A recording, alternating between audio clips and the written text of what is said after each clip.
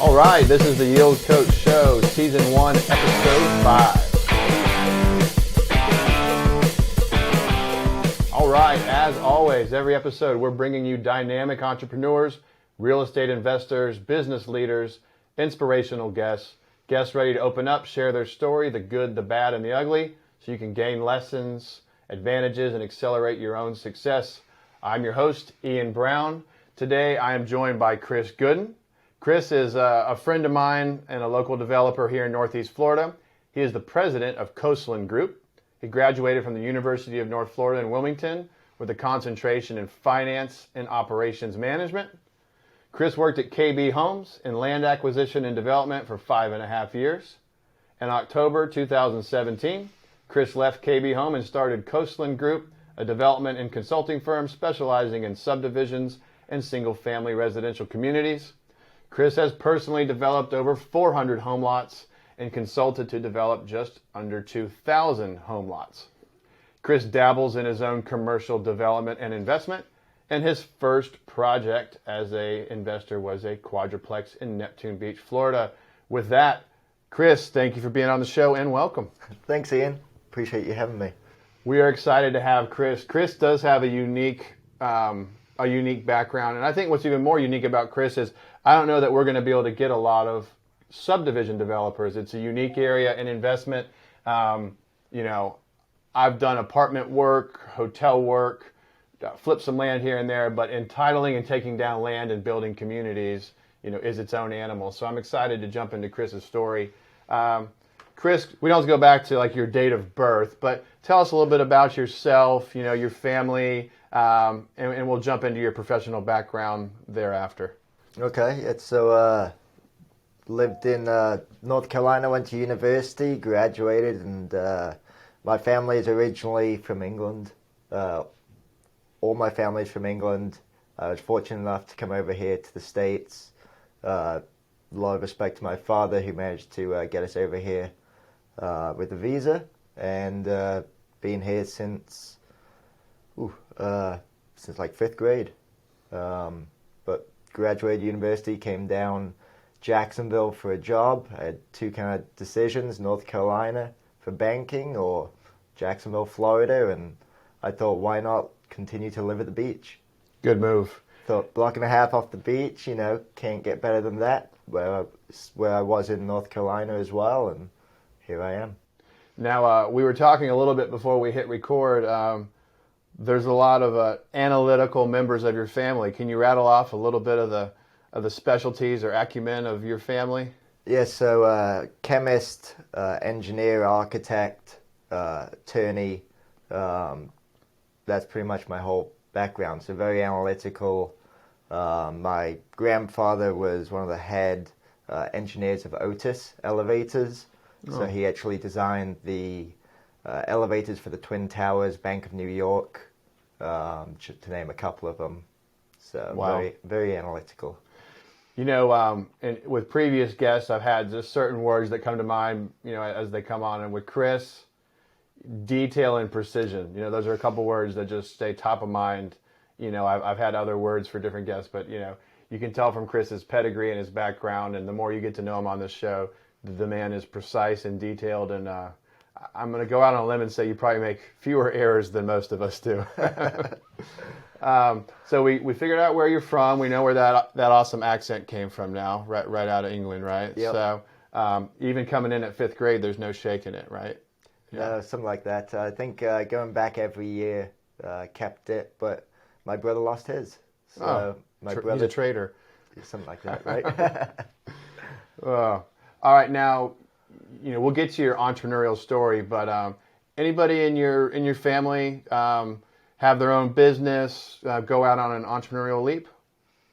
My father in the last 10 years has, but I think he's been very kind of entrepreneurial, always being a chemist, has lots of patents. Okay. Yeah. Interesting. I find it fascinating, those that come from a background where everybody leaps and goes for it, and those that there's no context for it, but they still manage to rise up and step out on their own. So that's interesting. I'm going to jump into a little bit more about kind of what you're up to these days. I know Chris professionally here in Northeast Florida. He's a very reputable subdivision developer, and but I'd like you to, if you will, kind of go back through your time at KB, kind of what you learned, and fast forward us into what you're doing now and what it looks like to do a subdivision deal. I think most of the audience wouldn't even know. We're not talking about just doing one little lot at a time. Chris is involved in entire communities, converting raw acreage into actual subdivisions. So if you could just kind of walk us through your professional journey to date. Okay. Yeah. So I started at KB 2012. So the market is kind of recovering, still not great. You've got distressed property all over. You've got land that's fully developed that's sitting there. You've got partially developed, and you've got a whole lot of stuff that's entitled and ready to start building. An entitlement meaning zoning, fully zoned and ready for that to start engineering. And so I kind of got a cool area of getting to see the full gamut. So we did everything from buying developed lots to buying some partially developed lots and trying to figure out what is developed, what's already done, what do you need to do to it. And just kind of as that market evolved and got stronger, that supply dwindled. And so it got into really more land creation and community creation. And so that we got into that having to take entitled land and start the engineering process. You may have had all the due diligence done though. So it was kind of unique and it was nice because I got to experience all aspects of it. We were a small team. I think when I came on, there were 3 of us. I think today the team's like 9 or 10. All in the acquisitions or? In acquisitions and development, Okay. About 10 people in Jacksonville. So there were 3 of us in acquisition and development when I came on. And so you kind of got to do everything, which is a nice aspect that you get to learn, put your foot in each different spot, and it was just figure out how to get it done. Now, 2012 getting started. So were you in your 20s? Yep, right out of college. Right out of college. It's a great job out of college. So we mentioned this in other episodes, but the idea that you want to work to learn, not necessarily work to earn.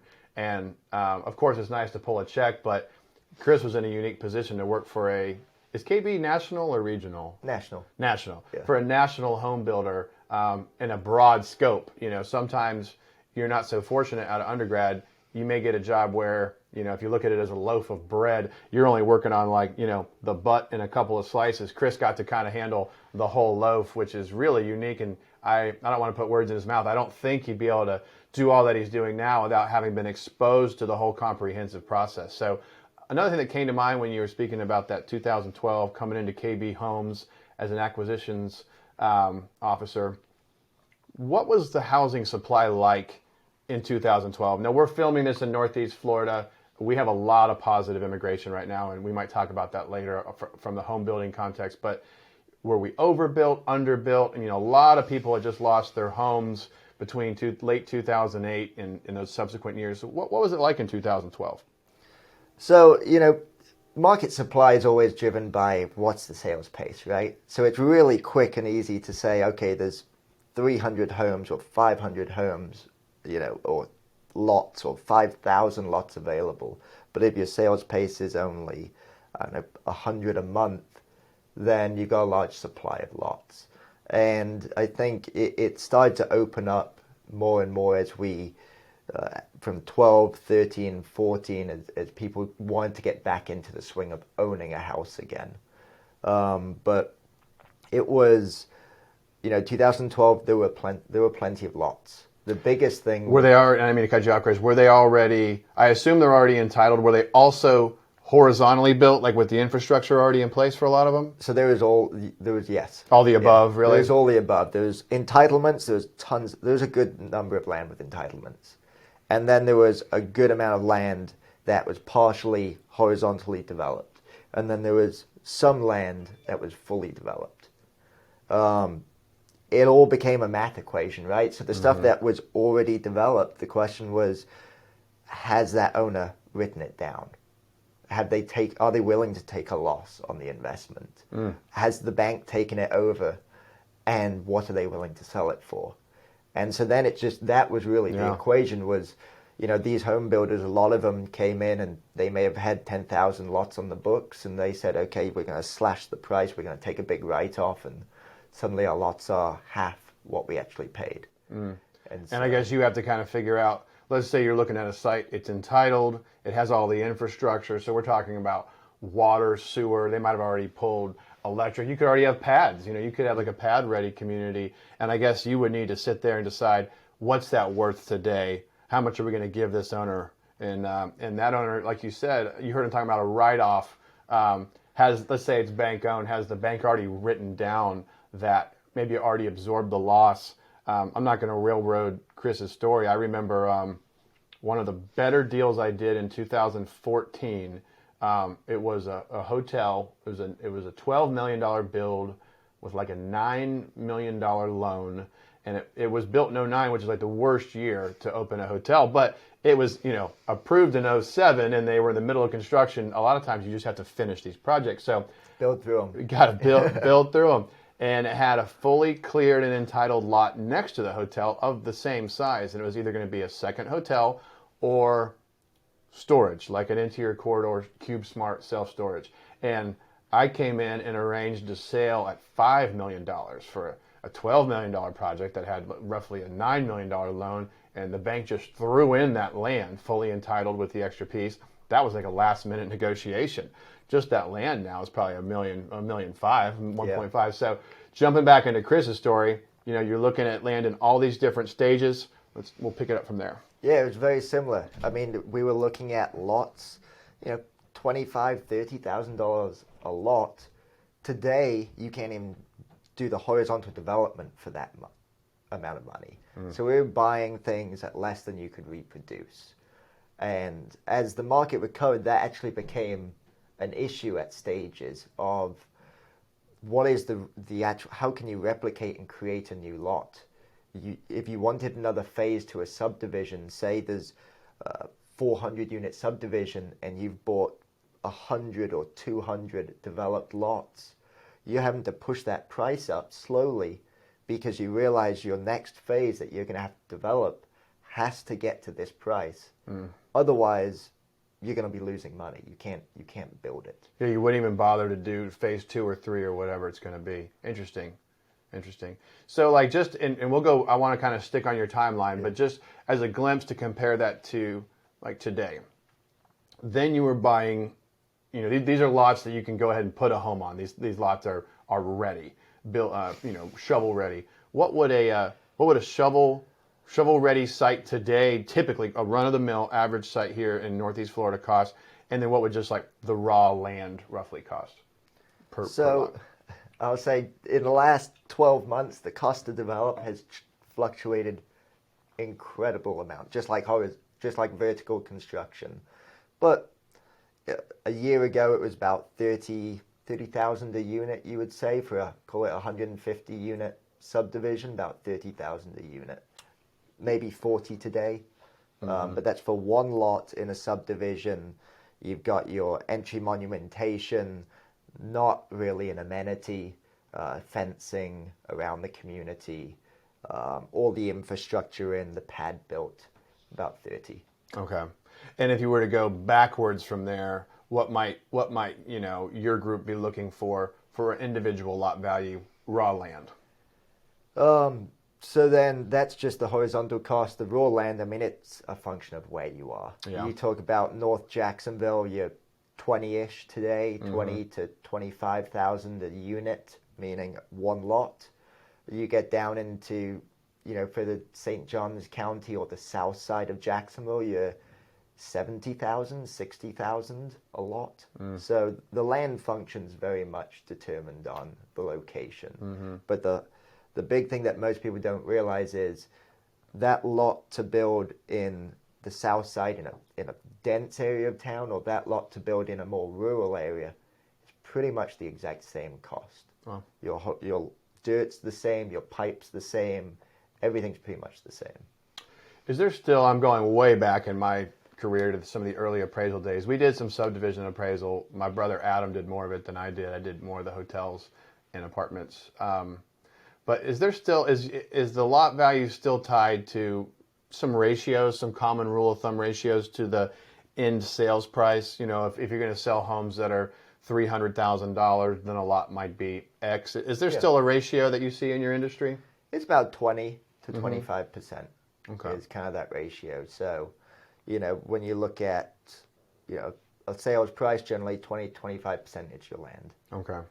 I think that's good for the audience to hear too, and maybe you're looking at land that Chris would buy from you, or land that you might want to develop on your own. You know, to be thinking like, okay, if this lot is 25% of the overall home value, does that home value even make sense for this part of town? And you could be listening to this in a different state wherever you are, and you know, it might help you come through your analytics. Ratios and rules of thumbs can be very helpful. So I definitely appreciate you sharing that. So it's 2012. You're taking down communities that are raw land entitled. Maybe it's extra phases. It's an exciting time because there's, there's all these different options. I would imagine, I don't want to put words in your mouth. I know a lot of home builders they went bankrupt in the downturn, and they weren't back in swing in 2012 and 13. A lot of them. I personally know a couple in Northeast Florida that never recovered. So let's jump right back in there. It's 2012. It's 2013. You're putting together new communities. So as the market's picking up, we're having to search for new opportunities as people are holding on to those and not wanting to reduce the price. You get more into that land creation or community creation. And so you start looking at, well, what's the next low-hanging fruit? And it's the stuff that's already zoned, and maybe it was partially engineered. They've got some of the due diligence done, and you can pick up and finish the project. And so that was kind of that next tier that you run into it, really picking it up and doing most of the due diligence yourself. And on the land side, it's kind of like doing an apartment. There's always 8 or 10 things you want to do. They're just a little bit different. It's just raw looking at the dirt versus looking at a building. There's a process always that you create, but that was really that next tier was going into that, doing the due diligence, doing the engineering, the permitting, the budgeting. Mm-hmm. And the further we got involved into that side of it, you learn that so much of the value is created on the development side. That suddenly you're looking at, well, what's that lot sell for? What's this lot sell for? When it's developed, it's easy because it's apples to apples. When you're looking at raw land, there's so much that can go into it. Did this site suddenly cost you $40,000 a unit to develop? Or did it cost you $20,000 a unit to develop? Things such as like, is your dirt good? Where are your wetlands? How many wetlands do you have? Do you have to impact your wetlands to develop it? And what's that fee to impact them? Do you have gopher tortoises that may pop up? What's the topography?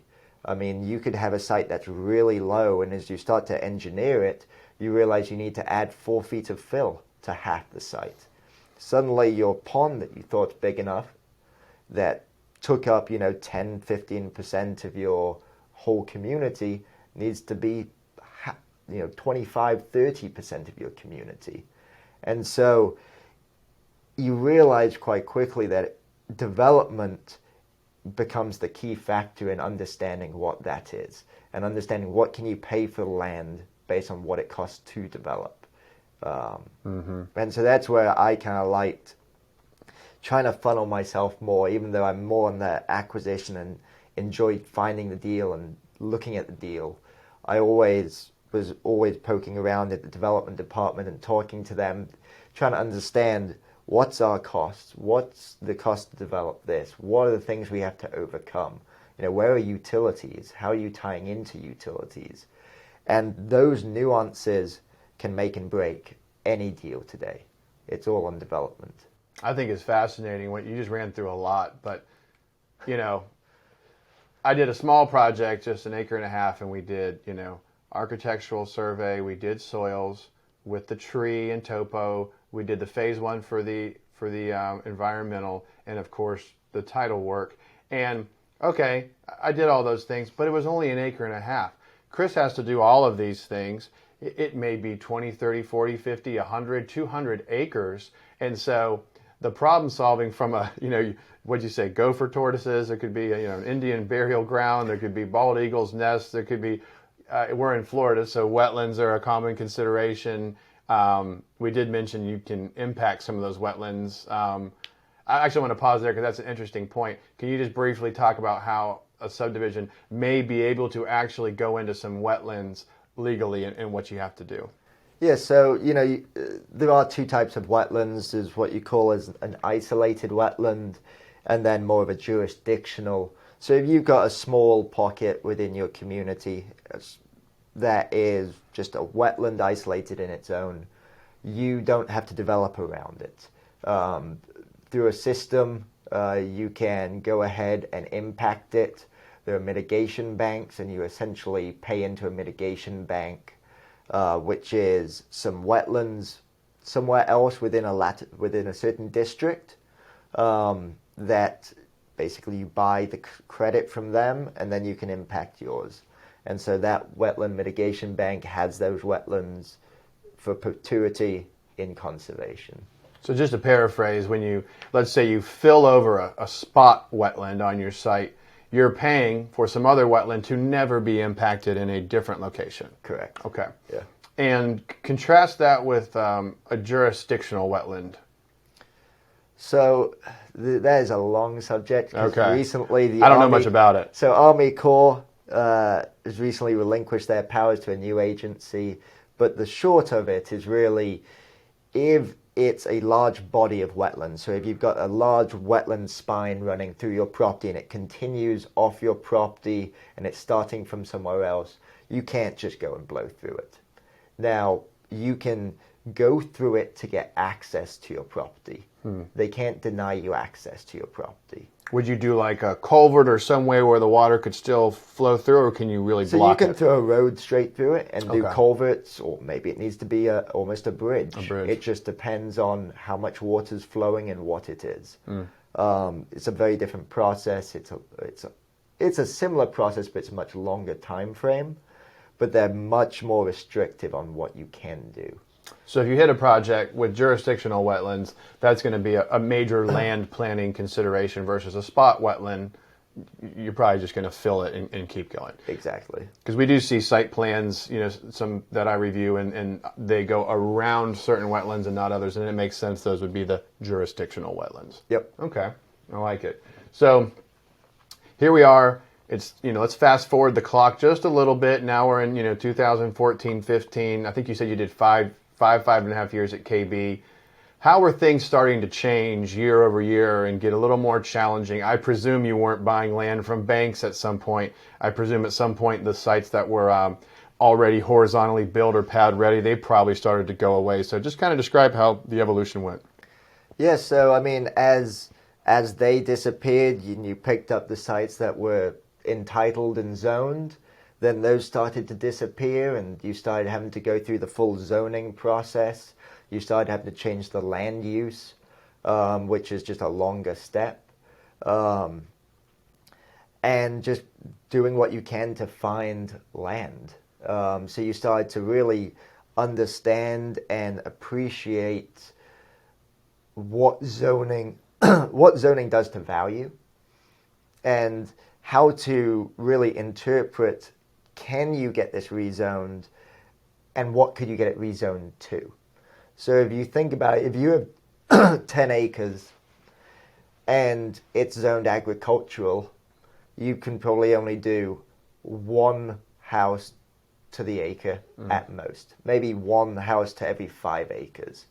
But if you could suddenly get that changed to a zoning that is, call it 60-foot wide lots, now you can probably get 3.5 lots to the acre. So you've suddenly got 35 homes.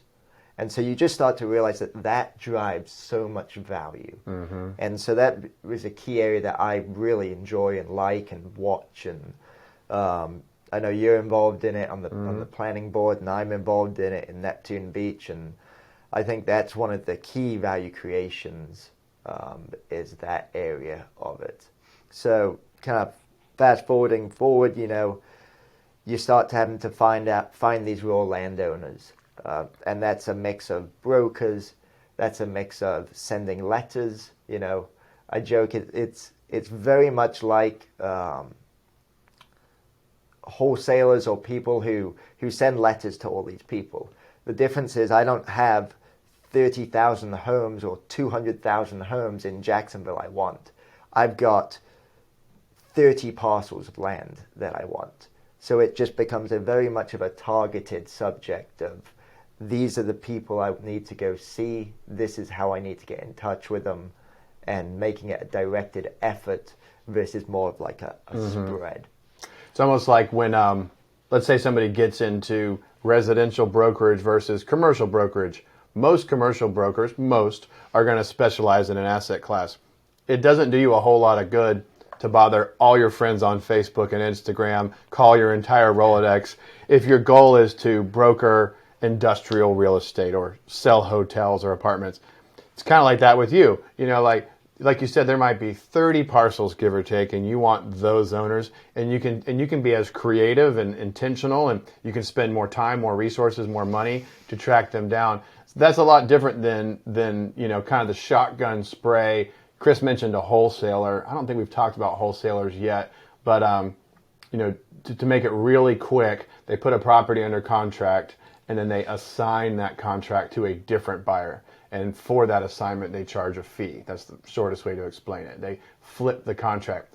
Well, it would make sense to do a shotgun marketing campaign all over social, lots of snail mail, watch the probates, there's a lot of the divorce cases, go. Yeah, and then get letters, get in front of them. But you might actually, in Jacksonville MSA, we've got about 1.2 million, give or take. And so you may be putting out thousands of letters a month. It wouldn't do you much good to put out thousands of letters a month. Exactly. So I think I call it the rifle approach versus the shotgun approach. Yep. So, okay. Well, I'm liking all this. And what I'm hearing from Chris's story is, in the beginning, the problem solving was like allocating contributory value to infrastructure that's already done and kind of playing that game. It looks like as the time marches on, those deals go away. Now you start to get stronger in your land use and your zoning and your entitlement work, because now you're right back to like a true start from beginning subdivision deal. Exactly. And that's where you start. And I'll let you jump in there, but it seems like over the past few years, that's where you've been starting to get stronger and stronger. Yeah, so I mean that's what we do today. That's the game. It's purely on land creation, community creation, making something from just raw land.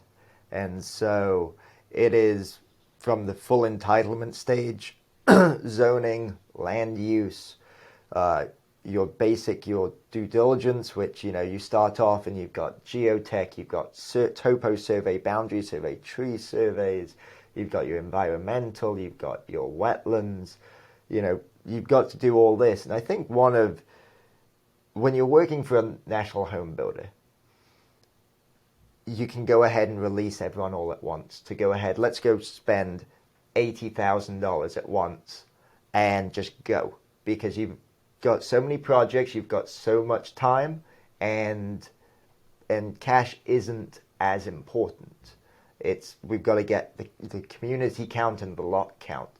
So you can go ahead and start on everything at once, spending $100,000, just depending on the size of the project. And kind of forwarding ahead a little bit, but as you get into doing your own thing, it's not quite the case. It's how can you be slightly smarter or slightly more cautious about it? Not smarter, but just more cautious. Like staggering your due diligence costs.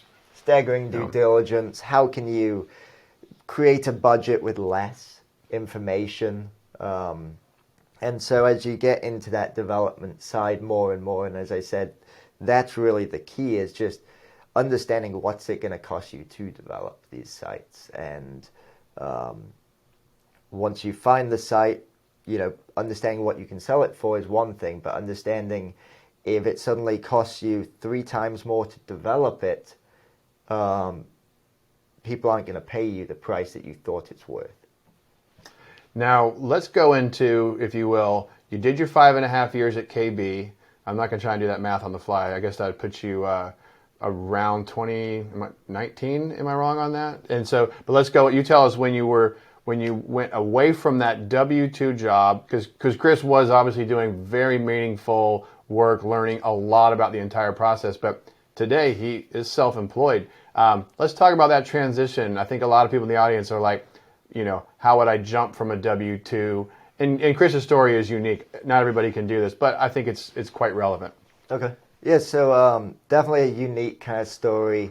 I had always been one to, before, money's always important, but it was always wanting to learn. And so I think one of the reasons I wanted to switch out and do something was, I kind of, as we grew and got bigger, you get more siloed. Like you were saying with the loaf of bread, you get one slice of bread, and as we grew, that's more of what it became. And I didn't like it as much because I didn't get to learn as much.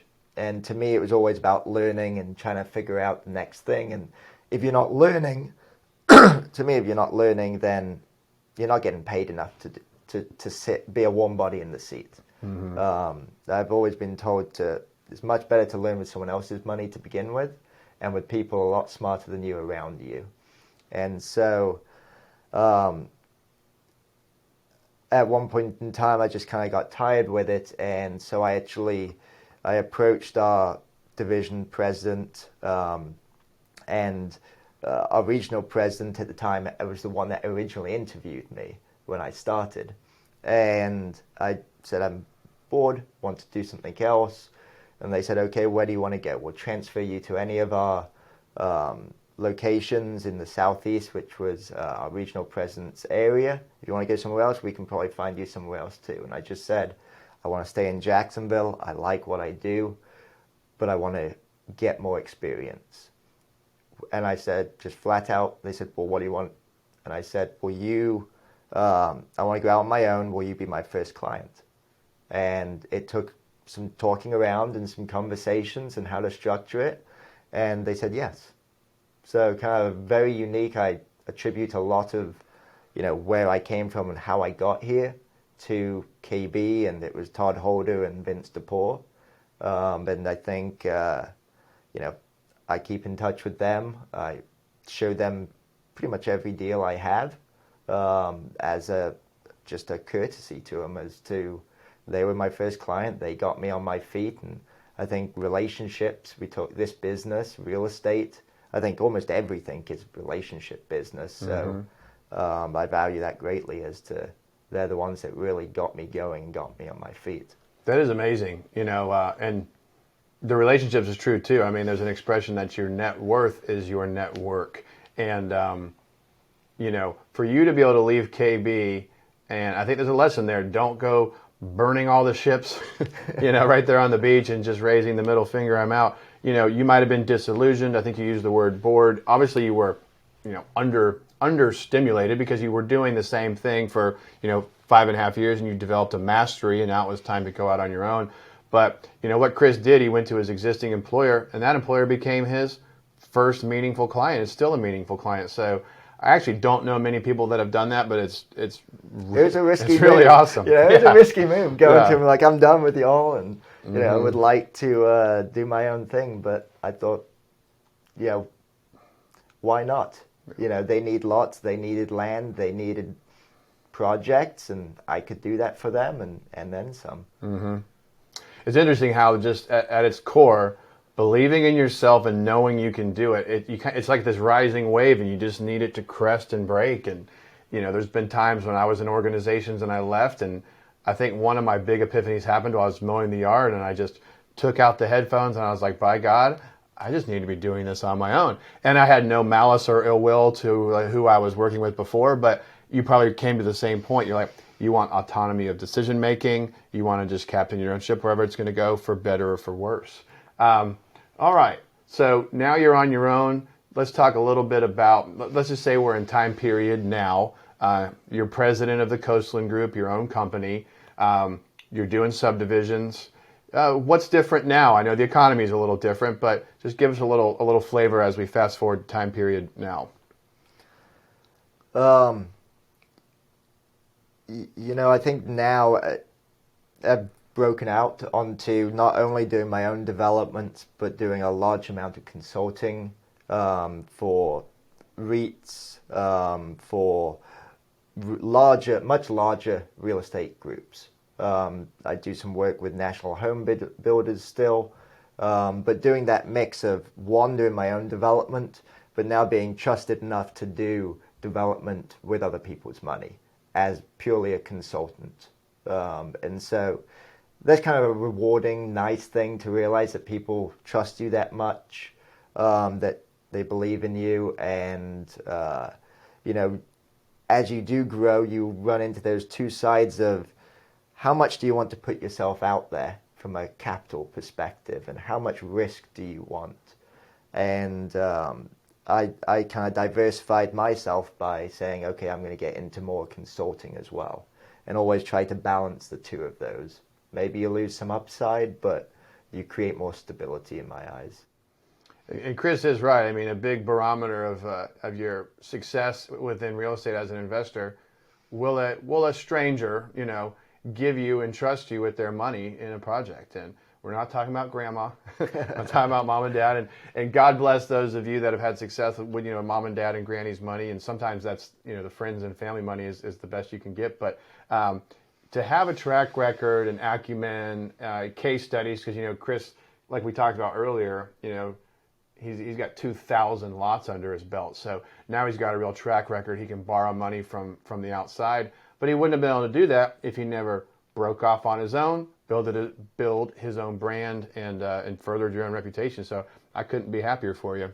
Thank you. Great. Yeah. I'm going to kind of transition a little bit. So you've done a lot of entitlement, consulting, construction with other groups. On a much, much smaller scale, any personal little investment deals that you care to speak of, kind of what you learned, what went well, what didn't go so well? I mean, it's one thing to have giant budgets, huge corporate power, and do KB subdivisions. I know personally it feels almost more scary to buy a duplex somewhere with your own money. So I think the audience might be interested to hear about some of like your more local one-off investments. Yes, so my first true investment really was a quadplex in Neptune Beach.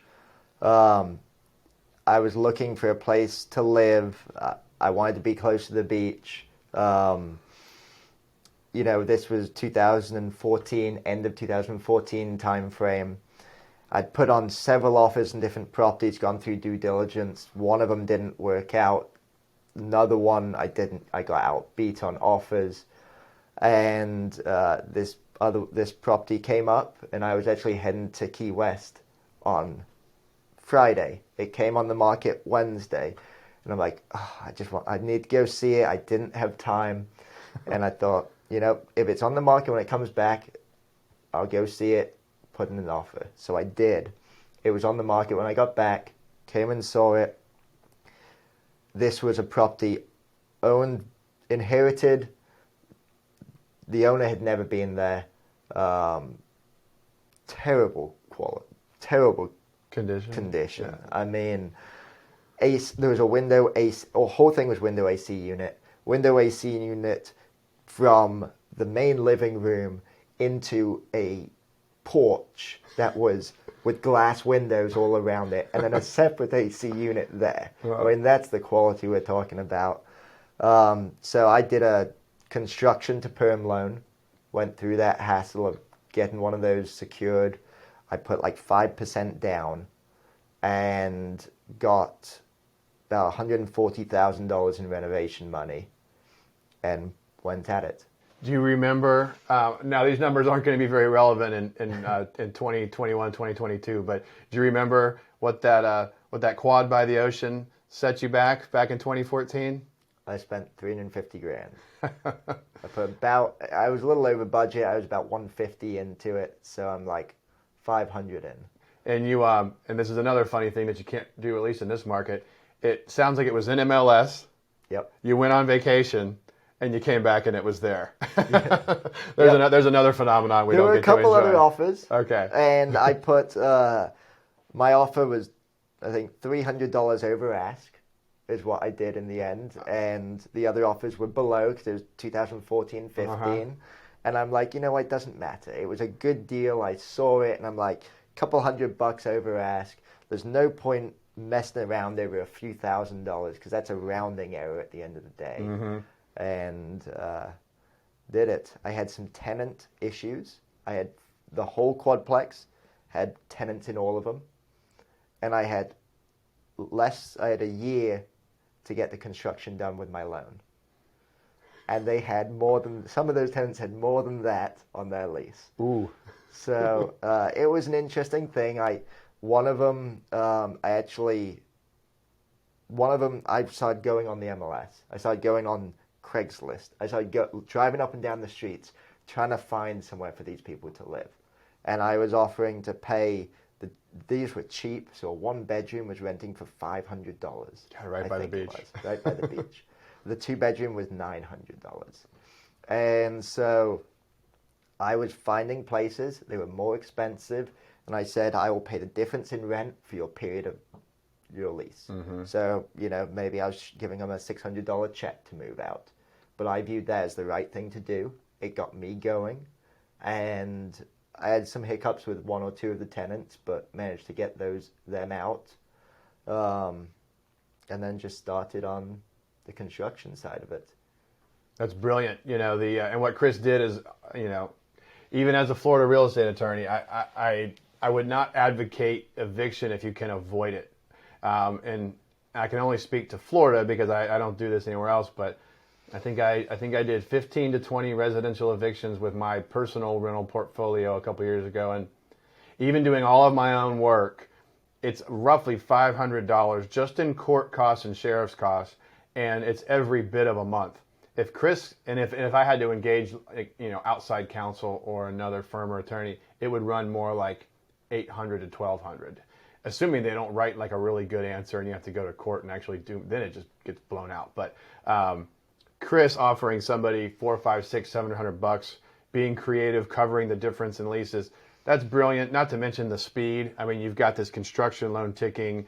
I'm actually kind of impressed you closed the loan, or they let you close the loan on a 12-month construction with those tenants in place. I'm actually working on something right now personally, and it was a condition of underwriting that I have, like a notice to vacate or confirmation that it's month to month before they would close the fix and flip loan. But good for you, and it sounds like it all worked out. So you did a 150 renovation. Did you end up owner occupying a unit, or did you keep? Okay. Yeah, I owner occupied one of the units. Made it a little nicer, and yeah. Did and that's the slang for that is a house hack. Buying a 2 to 4 unit property on a conventional residential loan, and those are great. Chris just told you the whole thing, purchase and renovation, or 5% down on the whole project, which is unattainable. I mean, it's unattainable in an investment loan, so that's a great product. Now you live there by the ocean in the one of the 4 units. Did the other 3 pay for the entire property? Yep. Yeah. A little bit of cash flow. Yep. Exactly. How about that? You live for free, you get a few bucks each month. I think I looked back the other day at my original underwriting of, a 2-bedroom, I think. And by the way, I went through some challenges buying it. I had an appraiser who didn't know the beach. They suddenly were comparing things. There's a main road that goes north-south, 3rd Street. And then there's 3 beach communities. They were comparing stuff way west of 3rd Street because they wouldn't get out of our little town of Neptune Beach. And I had to fight with the appraiser. I brought up examples. I had to go to the bank. I mean, I did a whole spreadsheet of this is why they are wrong. And they need to get someone that knows the area because they were about to cancel my contract. I wasn't going to be able to underwrite the project because they were saying my rent rates were too high. They were saying the value of the property isn't this once it's renovated.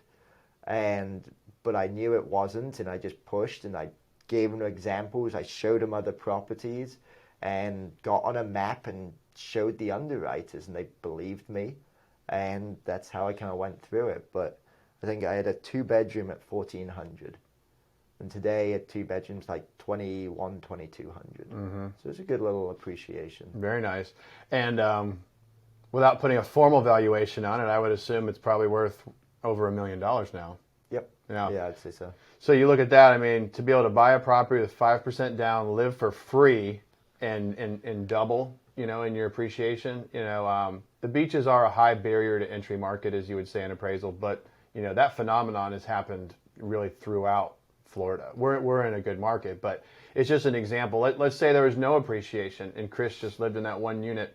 The average American spends between 20 and like 49% of their monthly income on housing. I say 49% because that's kind of the cap on a lot of loan programs. So what if you're able to buy a 2, 3, 4 unit property like Chris and live for free or maybe cash flow? You've just given yourself a 20 to 49% raise. It's just a no-brainer. People really underestimate the power of these house hacks. I strongly advocate them. The only thing I would say that I did learn, you hear about people like their first deal didn't go great and they question whether or not they should do the next and they get into the next. I think the biggest problem that I had was luckily it went so well and the valuation was so great that anything I looked at, 2015, 16, 17, I kept comparing it back and going, oh, well, this cap rate's not quite good enough. When in reality, I should have said, I'm doing it. Just go for it. And I definitely missed out on a few deals because of that exact reason going, it's a little too expensive. And in today's market, we all look at it and you look back and you go, could have had 3 of these. Yep. And Chris makes a good point. For those of you that are trying to get into investment now, I will say, you want to be a black belt or at least a brown belt right now if you're going to get into investment real estate. If you've never invested, the best advice they could probably give would be to partner with somebody with a strong track record. This is not the time and place to be doing your first investment deal alone. If you want to, go for it. I wish you the best. I'm pretty strong-headed too. I'd probably do one on my own right now if I was just starting. But the better advice would be find a partner with a good track record. Go shoulder to shoulder, go to every meeting, look at every bank application, go to every site visit, every contractor conference call. And now's a great time to learn. But to Chris's point, those of us that were doing really high yield deals from like 2009 all the way until 17, 18, even 19, I mean, there were a lot of really good deals to pick up. I mean, there were bank-owned properties just in the marketplace. You could just jump on MLS or LoopNet or CoStar or Crexi, and there's bank-owned properties just a handful of years ago. I mean, but those days, let's be honest, those days are done. So if you want to get involved now, I still love a house hack, which is the 2 to 4 unit, because you're going to be able to borrow money probably at 3, maybe a little bit under 3%, 30-year, fixed, fully amortizing, even if it's just offsetting most of your mortgage. And a lot of people think, oh, living in a duplex, triplex, quadruplex, that's not fun, that's not sexy, my girlfriend, my wife, whatever, they're not going to like it. Well, I can tell you, I live in a 3,300 square foot big corner house in Jacksonville, and we have a little 200 square foot studio. It's a corner, so they come in on their own. That little 200 square foot studio is rented furnished on Airbnb. It pays 85% of my PITI, my principal, interest, taxes, and insurance on that 3,300 square foot house. So trust me, I mean, we're over there living, we're living like Biggie Smalls for like $1,000 a month. So I'm not trying to be braggadocious. I just love the house hack, because then for those of you that are watching that are like having a hard time saving money for investment, well, whether you own your home or you're rent and looking to buy, if you own your home and it's not multi-unit, I'd say put it on the market and buy a multi-unit. I'm being totally honest. And if you rent and you're looking to buy, stop looking at just single family. Start looking at something with a rental, maybe a garage apartment, a cottage, something like that. So I'm going to pause right there, because I could go on and on about the house hacking benefits, but it gives you like a 20 to 49% raise on your monthly. All right, Chris, I love that. Are there any other personal deals that you care to dive into, or takeaways or lessons learned? I do like the lesson learned that, man, I did so well on my first personal investment deal. I didn't do more. Boom, I wish I would have. So I think that's one lesson that was probably a takeaway. Yeah, I mean, on the personal side, I think that's probably one of the biggest is don't hold yourself to the first deal and be open. And if it's close, probably close enough to do it. Yeah. You know, Chris was doing something with that. It was 2014 you bought the quad? Yeah. Right?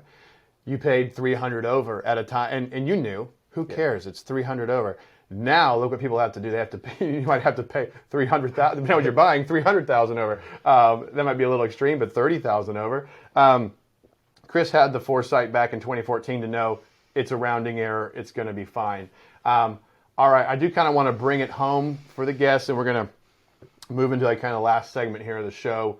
Who has been your greatest influence? It could be a book, a person, it could be a podcast, but what has kind of been in your head to influence you on your journey to date that you would want to give a tip of the hat to? That's a tough question. I know, and I want to put words in your mouth. I know that we talked before the show. It sounds like you had some really good mentorship coming out of UNF into KB. And maybe it was just a KB organization. Maybe it was someone you met along the way within or outside the organization. But I know for most of us, for me, I had an individual, Eric Hector, an MAI appraiser that poured 3 years of his life into training me as a commercial appraiser. I don't currently write reports, but I know I wouldn't be sitting here with a mic and a camera if Eric didn't pour 3 years into me. I just wouldn't have the mindset. So, and I don't mean to put you on the spot, but if somebody, if something kind of triggered you to where you're like, it would have been hard to get here without that person. Yeah, I mean, I would, my first, kind of boss in KB, Maston Craps, was definitely a guy that taught me a whole lot of stuff. Super smart guy. I definitely owe a lot of what my base knowledge is to him. At university, I did an internship with a small group, Silverfield Development. They, incredibly smart guys, thousands and thousands of low-income housing apartments throughout the Northeast.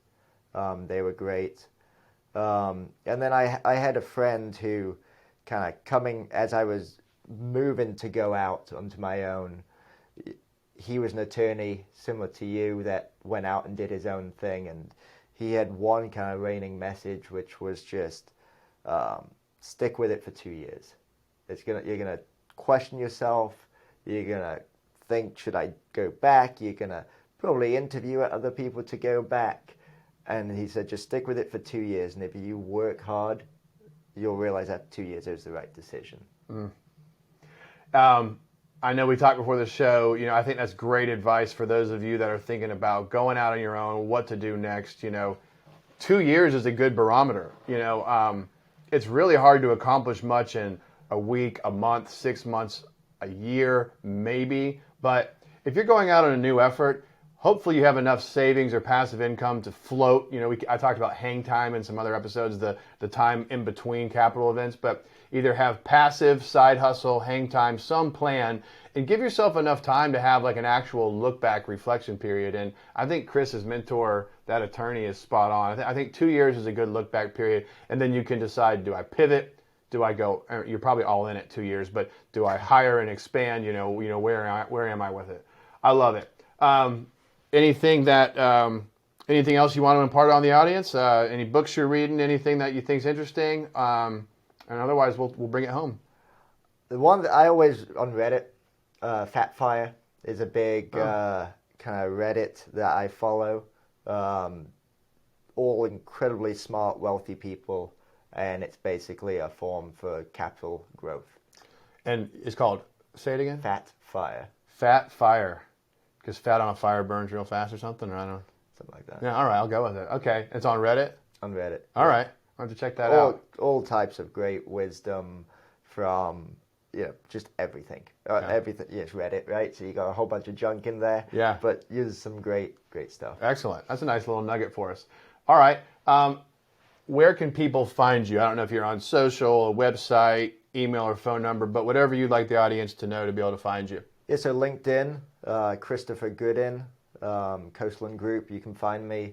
My phone number, I'm sure that you can share afterwards. We'll put Chris's contact in the show notes with any specifics on like email and phone number. So. Perfect. Yeah, so either one, and If anyone's out there and they're looking at land and they need someone to have a look at, want a second set of eyes, want some thoughts on it, reach out. I'm happy to have a look at it, give you my thoughts.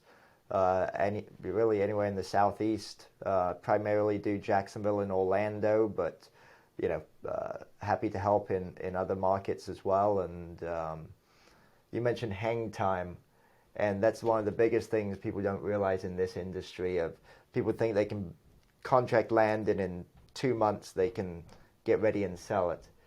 This is a 10 to 18 month game. Your start of your project could take 10 months to finish. It could take 18 months to finish. So there's a large hang time in there that you have to be prepared for. I bet when you were coming in 2012 and 13, and there's lots where you can just start, framing right away. I bet back then you could turn a profit quite quickly, but it's a totally different game now. Exactly. Yeah. All right. Well, guys and gals, if you're enjoying this podcast, I invite you to rate, comment, review. Maybe one day we'll even get a sponsor. Who knows? It does help us grow, helps us stay in the game. I really want to spread this message. We, of course, are Yield Coach. You're watching the show now. We're on Instagram, Facebook. We got the YouTube channel. This podcast will also be on YouTube for those that want to see how handsome Chris is. It's worth a look. Actually, I just realized I look kind of like a cigar lounge manager the way I'm dressed today. But feel free to jump on YouTube and watch that. There will be more great shows to come. And as always, I want you to leave it all on the field and run to the light. Thank you.